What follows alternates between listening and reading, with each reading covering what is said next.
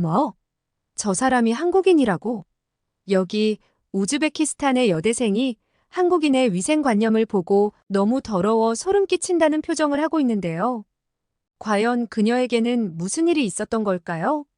오늘의 사연 시작하겠습니다. 안녕하세요.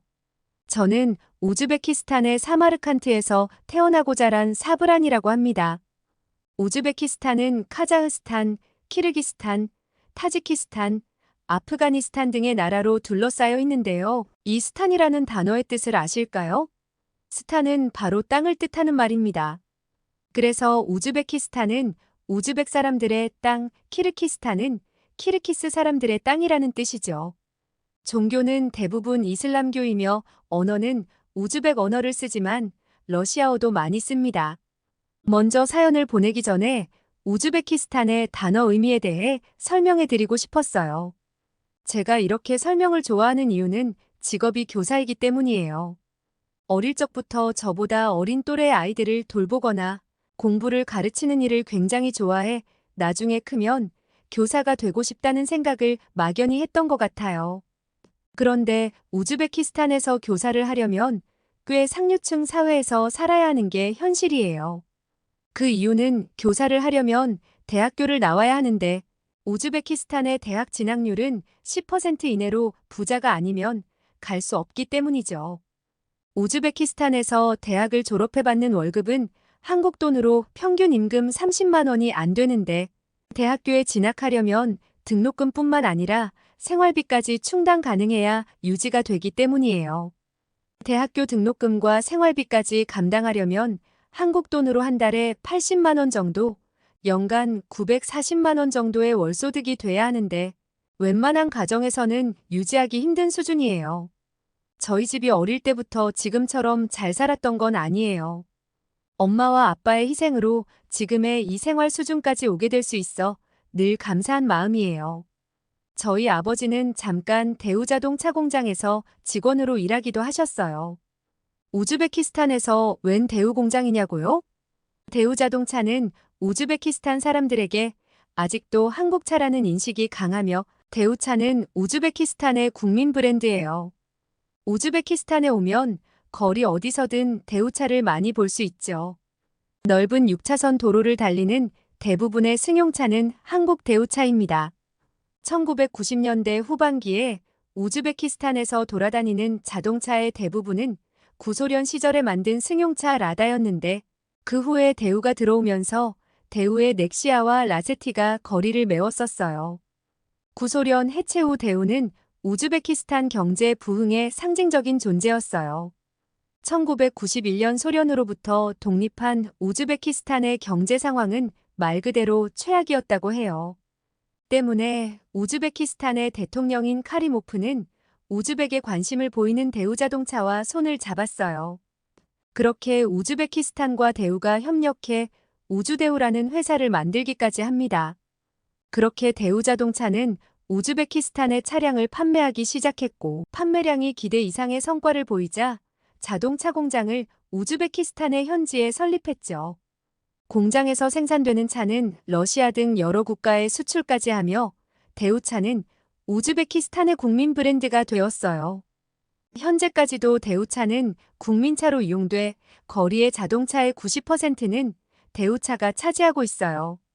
그런 공로로 대우그룹 회장은 국빈 대접을 받아 우즈베키스탄 국립박물관에 사진이 걸려있기도 하답니다. 타슈켄트의 대통령 거리에 있는 두 개의 유일한 대사관은 한국 대사관과 투르크메니스탄 대사관이 있죠. 대통령 거리에 다른 공관 건물의 건축이 제한되는 상황에서 특별 대우를 받은 것이나 다름없는데 이는 아무도 관심 갖지 않았던 불모지 같던 땅을 알아봐준 대우의 노력 때문이라고 생각하죠. 러시아, 중국, 미국, 일본 등 한국보다 더 뛰어난 경제력으로 우즈베키스탄인들에게 손을 내밀고 있는 강대국이 있지만 우즈베키스탄 사람들은 한국을 더 친근하게 느끼는 이유는 이런 이유 때문인 것 같아요. 저희 아버지는 제가 태어나기 전에 대우 공장에서 일을 하셨다고 했어요. 공장에서 일을 하며 안정적인 월급을 받아 돈을 차곡차곡 모으셨다고 했죠. 그때 당시 엄마는 대우 공장에서 일하던 여직원이었는데 공장에서 엄마와 눈이 맞아 결혼을 하게 됐다고 하셨어요. 이런 사연만 하더라도 엄마 아빠는 대우에 너무 고마워하는 상황이죠. 그래서 우리 집은 대우라고 하면 가족을 만들어준 고마운 기업이고 한국에 대한 이미지는 아주 좋을 수밖에 없어요. 결혼 후 엄마는 얼마 되지 않아 저를 임신하고부터 몸이 힘들어 일을 그만두셨다고 해요. 그렇게 아빠 혼자 공장에서 일을 하셨는데 가정도 꾸리고 아이도 생겼는데 혼자서 버는 월급으로는 아무리 계산해도 앞이 까마득하고 답이 안 나온다고 하셨죠. 아빠는 평소에도 대우 공장에 한국 직원들이 있었기 때문에 한국에 대해 이야기를 많이 들었다고 했어요. 이후 한국이 IMF를 겪으면서 대우 자동차는 무너지고 우즈베키스탄의 대우 공장은 나라에서 인수해 운영하면서 국영기업이 됐다고 하셨죠. 다행히 아빠는 공장에서 계속 일을 하실 수 있었고 한국의 이 큰 기업이 순식간에 무너지는 모습을 보고 무서웠다고 했어요. 그런데 신기하게 한국이라는 나라는 IMF라는 위기를 금세 극복하고 발전하는 모습을 보며 깜짝 놀랐다고 하셨죠. 그러던 어느 날 우즈베키스탄에서 엄청난 일이 벌어졌어요. 이슬람 카리모프 대통령의 독재로 인해 2005년 안디잔시에서 민주화를 외치는 시위대를 군경이 학살하는 사건이 있었어요. 정부 집계로만 최소 187명의 시민이 사망한 끔찍한 사건이었어요. 우즈베키스탄은 독재국가였고 야당과 소수민족, 종교단체에 대한 불법적인 구금과 고문 등이 이어지는 악명 높은 독재국가였어요. 부끄럽지만 세계 최악의 부정부패 국가로 꼽히기도 했습니다. 아빠는 저 사건을 계기로 우리 가족들에게 폭탄 선언을 하셨어요. 우즈베키스탄에는 비전이 없다고 당장 한국으로 가서 돈을 벌어오겠다는 말씀을 하셨어요. 그때 당시 제 밑으로는 동생이 2명이 더 있었고 아빠의 결심과 단호한 말투, 그리고 엄마의 놀라는 표정과 눈물 때문에 그날의 장면을 잊을 수가 없었어요. 아빠는 한국에서 일을 하면 현재 수입보다 몇 배 더 많은 돈을 벌 수 있다는 이야기를 들었다며 그 돈으로 아이들의 교육비와 가족의 생활비를 충분히 충당할 수 있다고 하셨죠. 그러나 가족을 떠나 먼 타국으로 가는 일은 쉬운 결정이 아니었어요. 엄마도 지금 같은 상황으로는 더 이상 나아질 수 없다는 생각을 하셨는지 눈물을 머금고 아빠의 말씀에 동의를 하셨고 아이들은 자기가 잘 키우겠다고 하셨죠. 그렇게 아빠는 한국으로 우리 가족의 생계를 위해 떠나셨어요. 우리는 아빠를 얼마나 있다 볼 수 있을지 기약이 없던 채로 헤어져야 했어요. 어린 마음에 아빠가 떠나는 날 아빠 손을 잡으며 떠나지 말라고 붙잡았던 것 같아요. 아빠는 한동안은 신분을 유지하며 한국에 체류할 수 있었지만 비싼 비행기 값으로 우즈베키스탄으로 다시 돌아와야 할 시기를 놓쳐 불법 체류자로 한국에 계속 머무를 수밖에 없으셨죠. 아버지는 처음에 한국의 용인 신갈 건축 현장에서 일을 하셨다고 했어요. 그러던 중 못이 튀어 눈에 크게 상처 입는 일이 발생하였고 응급실에 실려가는 일이 있었다고 해요. 그때 당시 불법 체류자로 있었던 터라 회사에서는 아버지의 부상 사실이 외부로 알려질까봐 덮기 바빴고 그로 인해 산재 처리는 꿈도 못 꿨다고 하였어요. 다만 회사에서는 아버지의 치료비는 모두 부담하였고 다행히 실명은 하지 않아 다시 복귀하려고 하셨대요. 하지만 회사에서는 눈도 불편하고 불법 체류자인 아빠가 한번 다쳤기 때문에 그 부분을 부담스러워했고 어쩔 수 없이 공사 현장에서는 빠질 수밖에 없었다고 했어요. 그렇게 아빠는 공사장일 말고 다른 일을 바로 찾아야만 했고 브로커의 연계로 한국의 시골 마을로 거취를 옮겼다고 하셨어요. 그리고 한국에서는 지방일수록 임금이 더 높고 노동자가 귀의 취업이 훨씬 쉽다고 하셨어요. 그렇게 아빠는 경북 군위군이라는 곳으로 옮기셨다고 했어요. 그곳은 농장이 있는 곳이었고 과일이 풍성하게 재배되는 과수원으로 가게 되었다고 하셨죠.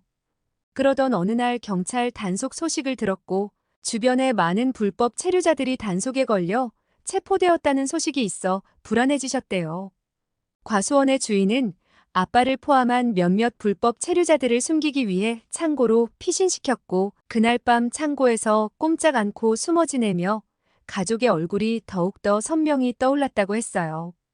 불법 체류자를 고용하는 건 안 되는 거였지만 불법 체류자로 걸려 추방당하면 한동안은 한국에 발조차 들일 수 없어 아빠에게는 그 순간이 절실했던 것 같아요. 다행히 박씨 아저씨 덕분에 몸을 숨겨 일을 계속할 수 있었고 돈을 우즈베키스탄으로 계속 붙일 수 있었죠. 힘든 일은 참았어도 가족이 보고 싶은 속상함은 이루 말할 수 없다고 하셨어요. 지금이야 웃으면서 그때의 이야기를 편안하게 하지만 우즈베키스탄을 떠난 몇 년간은 그리움과 외로움에 굉장히 힘드셨다고 해요. 그래도 과수원 주인이었던 박씨 아저씨는 일꾼들에게 항상 인심 좋게 대해주셨다고 했어요. 특히 놀라웠던 건 매일 점심과 저녁 식사 시간을 정말 잘 챙겼다고 했어요. 직접 농사지은 나물 반찬과 밥으로 주셨고 고기보다 나물들이 많아 무슬림이었던 아빠는 음식을 주실 때마다 가릴 필요 없이 다 먹을 수 있어 너무 좋으셨다고 해요. 처음에는 이런 대접을 받는 것이 낯설었지만 박씨 아저씨의 따뜻한 마음에 점차 한국에서 처음에 상처받고 불신을 느꼈던 상황을 많이 극복하셨다고 했어요. 한국에는 추석, 설이라는 명절이 있는데 그런 날에는 박씨 아저씨의 아내가 준비한 풍성한 명절 음식을 함께 나누며 마치 가족 같은 따뜻함을 느꼈다고 해요. 박씨 아저씨는 아빠에게 송편을 건네며 우리 문화는 다르지만 같은 마음으로 함께 하는 거야라고 늘 말씀하셨고 오랜만에 가족의 품 안에 있는 듯한 편안함을 느꼈다고 하셨어요. 아빠는 공장에서 다친 상처로 마음의 상처가 깊었지만 박씨 아저씨를 만나 심적으로 정말 많이 의지하고 고마워하셨어요. 그렇게 아빠는 한국의 시골에서 과수원뿐 아니라 주변 농사일도 도와주며 돈을 벌었고 거의 쓰지 않고 우즈베키스탄으로 돈을 보내주셨는데 엄마는 돈을 받을 때마다 금액이 커서 좋아하시면서도 한편으로 아빠가 얼마나 고생해서 보내는 걸까 걱정이 크셨다고 했어요. 그렇게 아빠는 한국의 이곳저곳에 노동자로 일하시며 10년을 꼬박 일을 해 돈을 보내주셨고 아빠가 보내주신 돈은 우즈베키스탄 사람들이 100년 동안 벌 돈을 단 10년 만에 버실 수 있었죠. 엄마는 아빠가 보내주신 돈을 모아 집도 사고 차도 사고 상가도 사서 제 대학교 등록금까지 마련해 주실 수 있었어요. 아빠의 희생으로 우리는 점점 우즈베키스탄에서 잘 사는 상류층이 되었고 저는 어릴 적부터 꿈꿔왔던 직업을 가질 수 있다는 사실에 점점 희망이 커졌어요. 아빠는 저의 대학 합격 소식을 듣고 펑펑 우셨어요. 친척들 통틀어서 우리 집안에서 대학교를 가는 사람이 제가 처음이었거든요.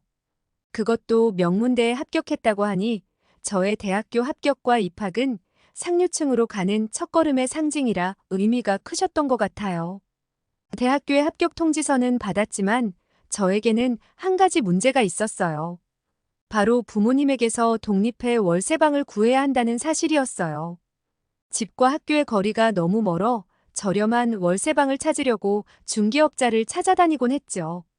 저희 집이 사는 지역은 중심지가 아니다 보니 중심지로 들어와 방을 구하려고 알아보니 생각보다 높은 월세를 보고 깜짝 놀랐어요. 우즈베키스탄이 소득에 비해 임대료가 상당히 높은데 그 이유는 인구의 증가를 주택 공급이 따라가지 못하기 때문이죠. 타슈켄트 중심지에는 신축이 들어올 부지가 없고 여기에 거주 이전 제한 제도가 완화되면서 양질의 일자리를 찾아 수도로 이전하는 인구가 더해져 수도의 인구가 계속 날이 갈수록 늘어갈 수밖에 없는 구조이죠. 저희 집이 아무리 잘 사는 집이 됐더라도 월세 이야기까지 들으니 너무 부담돼 차라리 룸메이트를 구해 반반씩 내야 한다는 결론을 내렸어요. 그래서 대학교 게시판에 함께할 친구를 구하는 글을 올렸고 자신을 한국 학생이라고 소개하는 답변을 받아 그 친구와 룸을 함께 사용하기로 하였죠. 그렇게 저는 드디어 우여곡절 끝에 월세방을 구했고 우리 집은 3대가 모여 사는데 저만의 공간을 갖게 되다니 그것도 한국 학생과 함께하는 생활은 꿈만 같았어요. 아빠가 한국에 있기 때문에 제가 한국에 가지는 관심은 당연할 수밖에 없었고 중고등학교 시절은 한국 문화에 푹 빠져 살았다고 해도 과언이 아니에요. 사춘기를 케이팝으로 풀었다고나 할까요? 그런 이유로 학창 시절부터 한국어는 자연스럽게 공부하게 되었고, 저는 우즈베키스탄의 명문대학교인 타슈켄트 사범대학교에 입학할 수 있었어요. 저는 교사가 되는 것도 꿈이었지만 그게 현실처럼 되지 않는다면 대비를 해야 했기에 한국어를 부전공으로 선택하게 되었어요. 한국어를 잘하면 취업 면에서도 유리하고 한국어를 배우려는 수요가 많으니 부전공으로 하면 어떻게든 써먹을 수 있겠다는 생각이 커서 한국어를 함께 배웠죠. 그리고 룸메이트가 한국인이다 보니 한국어가 엄청 빨리 늘 것 같은 생각이 들었어요. 제가 먼저 아파트에 들어가게 되었고 한국인 학생이 한 달 뒤쯤 입주를 하기로 약속했어요. 아직 그녀를 보지는 못했지만 중개인을 통해 여자이고 저보다 2살이 많고 같은 대학교에 다닌다는 정보 정도 알 수 있었어요. 사실 교사가 되기 위해 사범대에 왔지만 한국어의 수업 기대가 더 컸던 것 같아요. 왜냐면 우리 학교의 한국어 교수님은 누가 봐도 진짜 한국 사람이었거든요. 우즈벡에서 한국 문화에 대한 열기가 엄청나서 한국 사람들이 지나가기만 해도 굉장한 호의를 베풀고 좋아해 교수님에 대한 기대가 컸어요. 룸메이트에 이어 선생님까지 한국인과 이렇게 밀접하게 생활할 수 있다니 제 인생이 드라마처럼 바뀐다고 느껴졌죠. 드디어 기대하던 소문의 교수님이 등장하셨고 그녀의 외모는 한국 사람처럼 생겨 당연히 우즈벡 언어에 서투를 줄 알았죠. 그런데 우리는 그녀의 말을 듣고 깜짝 놀라고 말았어요. 알고 보니 교수님은 우즈베키스탄 국적을 가지고 있는 고려인이었어요. 일제강점기 때 강제 이주를 당했던 분의 후손이라고 하였죠. 그렇게 먼 거리를 우즈베키스탄으로 강제 이주를 당했다는 게 이해가 되지 않았어요. 교수님은 일제강점기의 이야기가 오늘까지 이어져 선생님의 삶 속에 녹아있다고 역사에 대해 말씀해 주셨어요.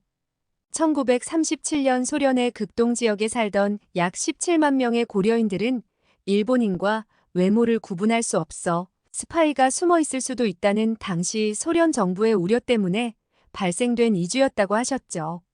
40일 정도를 기차 짐칸에서 사람들은 버텨야 했고 많은 사람들이 죽어나갔다고 했어요. 기차가 서면 군인들은 죽은 사람들을 솎아내어 길거리에 내버리고 다시 출발했고 먹을 것도 화장실도 없는 짐칸에서 짐처럼 그 시간을 견디지 않으면 죽을 수밖에 없는 상황이었다고 하셨죠. 그렇게 선생님의 할아버지는 이곳에 터전을 잡으셨고 선생님은 고려인이라고 말씀하셨어요.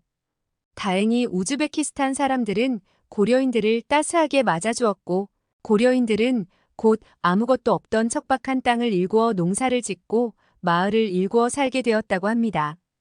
고려인인 할아버지 할머니의 영향으로 한국 문화와 언어를 유지하려는 노력을 하며 어릴 적부터 자라와서 가정에서는 한국어와 한글 그리고 한국에 대한 역사는 대대로 배우며 자랐다고 하셨어요.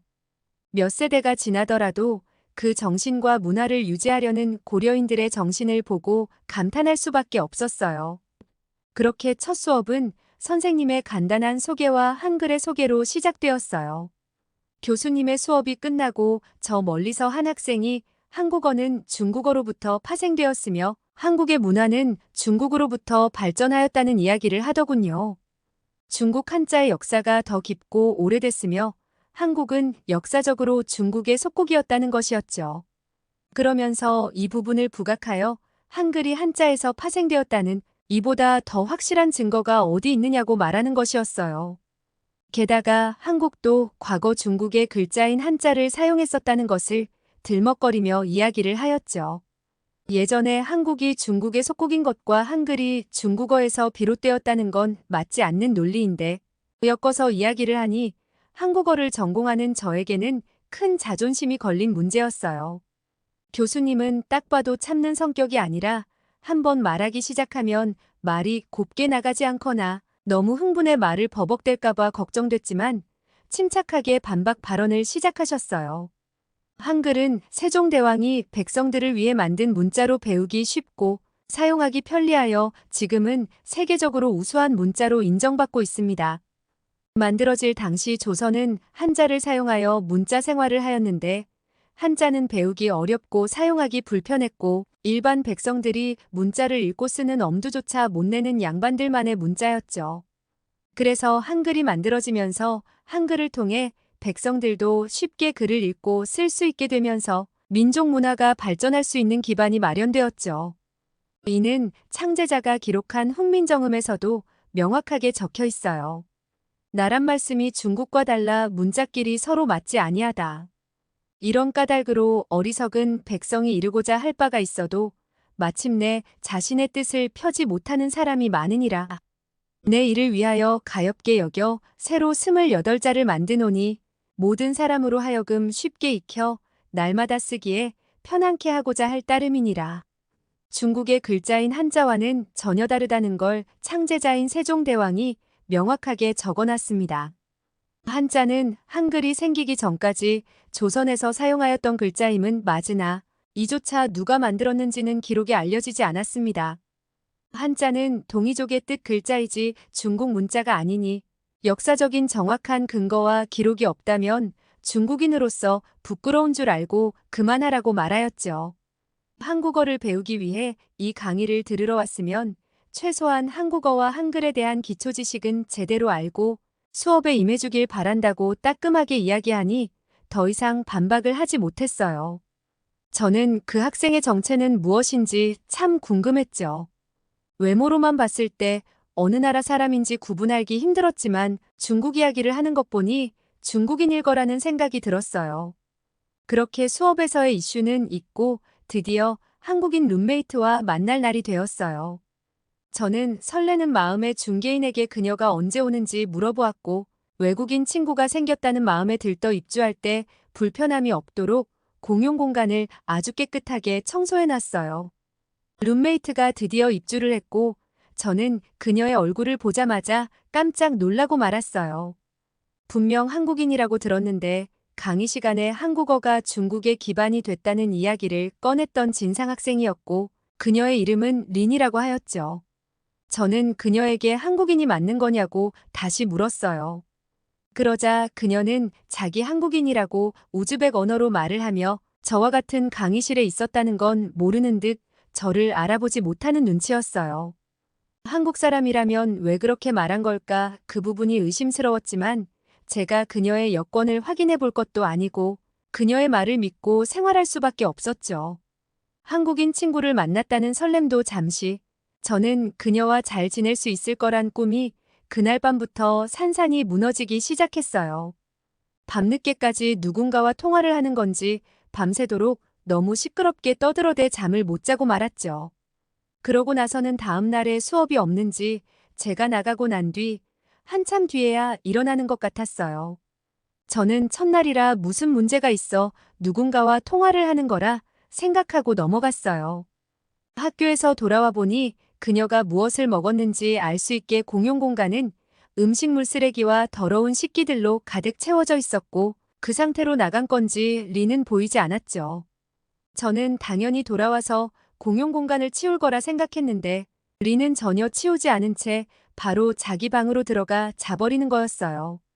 저는 참다 못해 린의 방을 두드렸고 그녀에게 저 공간은 언제 치울 거냐고 물었죠. 그러자 린은 자기가 저 공간을 왜 치워야 하는지 모르겠고 다른 식기가 필요하면 추가로 꺼내어 쓰고 그 공간이 필요한 사람이 치우면 되지 않냐고 되려 저에게 뭐라고 하는 것이었어요. 너무 기가 막혀 더 이상 말이 나오지 않았죠. 그러면 제가 더 많이 치우는 쪽일 테니 월세를 더 내는 게 맞지 않겠냐고 되물으니 그제서야 씩씩대며 나와 치우는 신용을 하는데 기름기가 많은 음식을 먹었음에도 어떤 도구도 전혀 쓰지 않고 물로만 쓱 뿌려 치우는 모습에 기절하는 줄 알았어요. 일단은 치웠으니 저도 방에 들어가 하루 일과를 정리하고 자려고 하는데 린은 그날 밤에도 누군가와 밤새 통화하며 시끄럽게 해 저를 미치게 만들었죠. 안 되겠다 싶어 이불을 뒤집어 쓰고 겨우 잠에 들었고 다음 날 아침 일찍 수업이 있었던 저는 한 공간에 있는 게 힘들어 더 빨리 집에서 나왔어요. 그날은 한국어 수업이 있는 날이라 교수님의 재밌는 강의를 들을 생각에 그나마 마음이 좀 사그라들었던 것 같아요. 그렇게 한국어 수업이 시작되었고 룸메이트인 린은 느지막이 수업에 들어왔어요. 그녀는 밤새 누군가와 통화해서 그런지 피곤해 보였으며 머리도 떡져 있어 너무 지저분해 보였어요. 아차. 그러고 보니 저와 함께 지내면서 샤워하는 모습을 아직까지 본 적이 없는 것 같아요. 느지막이 아무렇지 않게 당당하고 시끄러운 발소리로 들어오는 그녀 때문에 수업 분위기는 흐려졌고 참다 못한 교수님이 린을 향해 뱉은 말을 듣고 깜짝 놀라고 말았어요. 교수님은 린, 중국에서는 어떻게 생활했을지 몰라도 특히 내 수업 시간에 늦는다면 최소한 수업을 흐리게 만든 미안함을 표현하며 들어왔으면 좋겠다고 말씀하시는 거였어요. 저는 순간 잘못 들었나 싶었어요. 분명 한국인이라고 했는데 중국인이라니 머리를 한 대 얻어맞은 기분이었어요.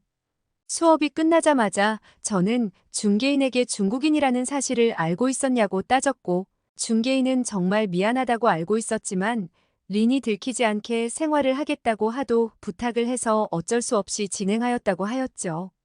중개인도 린의 생활은 자기가 본 게 아니라 그렇게 남에게 피해를 주며 생활하는지 알지 못했다며 사과를 하였어요. 그렇게 저는 계약과 다른 내용으로 다른 원룸을 구해주기를 요구하였고 방이 구해지는 대로 거취를 옮기기로 하였죠. 잠깐이었지만 중국인 학생과 함께한 몇 달은 정말 지옥이었던 것 같아요. 얼마 뒤 구해진 룸메이트는 고려인이었고 깔끔하고 예의 바르며 남에게 피해를 끼치지 않으려는 그녀 덕분에 편안한 대학 생활을 마칠 수 있었어요. 제가 졸업할 때쯤 아빠도 한국으로 다시 돌아오게 되었고 아빠는 불법 체류자 신분으로 계셨던 거라 한국으로 다시 돌아갈 수 없지만 저라도 여행을 통해 세상을 배우라며 대학교 졸업하는 마지막 방학 때 한국에 다녀올 수 있게 돈을 보태주셨어요. 그렇게 고려인 친구와 한국 여행을 하게 되었고 가는 곳곳마다 감탄의 연속이었어요. 한국의 도시는 정말 깨끗했어요. 길거리에는 쓰레기가 거의 없고 공공장소마다 쓰레기통이 잘 마련되어 있었어요. 우즈베키스탄에서는 자주 볼 수 없는 광경이었죠. 특히 지하철과 버스 같은 대중교통이 매우 편리했어요. 시간표가 정확하고 어디든 쉽게 갈 수 있었어요. 지하철역마다 무료 와이파이가 있는 것도 놀라웠고요. 한국에서 놀란 이야기를 하자면 A4 용지 5장은 빼곡히 적어야 될 것 같아요. 한국에 와서 많은 것을 배우고 경험할 수 있어서 정말 행복했고 깨끗하고 편리한 도시, 맛있는 음식, 첨단 기술, 그리고 따뜻한 사람들 덕분에 매일매일이 새롭고 흥미로웠습니다. 앞으로도 한국에서 더 많은 것을 배우고 경험하며 성장하고 싶네요. 잠깐의 여행이었지만 아빠가 한국에 계속 머무르고 싶어 하셨던 이유를 며칠 만에 알아버린 것 같았죠. 다음에는 한국에서 겪은 여행 사연을 또 보내보겠습니다. 오늘은 우즈베키스탄에서 온 한 여교사의 사연을 들어보았는데요. 오늘의 사연이 마음에 들었다면 구독과 좋아요 눌러주세요.